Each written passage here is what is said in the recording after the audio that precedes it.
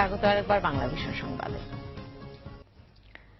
প্রথমে তলপেটে প্রায় 2 কেজি ওজনের টিউমার, পরে ক্যান্সার, এভাবে একটু একটু করে মৃত্যু পথে চট্টগ্রামের যুবক মইনুল ইসলাম। ব্যয়বহুল চিকিৎসা করাতে গিয়ে এরই মধ্যে নিঃস্ব হয়ে গেছে পরিবারটি। তাই এখন পরিবারটি চেয়ে আছে সরকার আর সমাজের বিত্তবানদের দিকে। চট্টগ্রামের রাউজানের 35 বছরের টকবকে যুবক মইনুল ইসলাম চট্টগ্রাম কলেজ থেকে রাষ্ট্রবিজ্ঞানে স্নাতকোত্তর শেষ করে যোগ দেন একটি বেসরকারি উন্নয়ন সংস্থায়।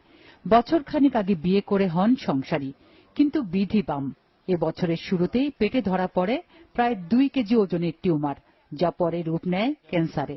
প্রাণঘাতী এ ব্যাধি প্রতিদিনই ক্ষয় করে দিচ্ছে তার শরীর। এরই মধ্যে জমিজমা বিক্রি করে চিকিৎসায় ব্যয় করেছেন অন্তত 25 লাখ টাকা। ব্যয়বহুল এ চিকিৎসায় দিশেহারা মইনুলের পরিবার। গত 1 বছর যাবত অসুস্থ। ওনার জন্য এখন পর্যন্ত 25 লক্ষ টাকা খরচ হয়ে গেছে। এখন ওনার একটা 3 মাসের বাচ্চা আছে। এই বাচ্চার জন্য যদি কেউ সহৃদয়বান ব্যক্তি থেকে থাকেন, একটু করে ওনার জন্য সাহায্য করবেন। আত্মীয় স্বজন যারা আছে সবাই সহযোগিতা যতটুকু পারতেছে সবাই করতেছে, কিন্তু আমরা এই দেশের বিত্তবান যারা আছে এবং সরকারের কাছ থেকে একটু সহযোগিতা আশা করতেছি। এই সম্ভব না ছিল, এটা সহ দিয়ে আজ পর্যন্ত চিকিৎসা চালাচ্ছে। মাস 3 আগে পৃথিবীর বুকে এসেছে পুত্র সন্তান আইনুল।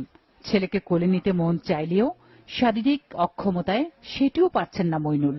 সরকার যদি আমাকে আর্থিকভাবে কিছু সহযোগিতা করে তাহলে হয়তো আমি এবারের মধ্যে বেঁচে যাব। আমার একটা ছোট বাচ্চা আছে, 3 মাসের। কালকে আসার সময় ও আমাকে জড়িয়ে ধরছে, কারণ আমি কথা বলতে পারতেছি না। ও আমার থেকে কোন অবস্থাতে যাচ্ছে না। চট্টগ্রাম নগরীর পলি হাসপাতালের 202 নম্বর কক্ষে মানুষের সাহায্যের অপেক্ষায় মইনুল।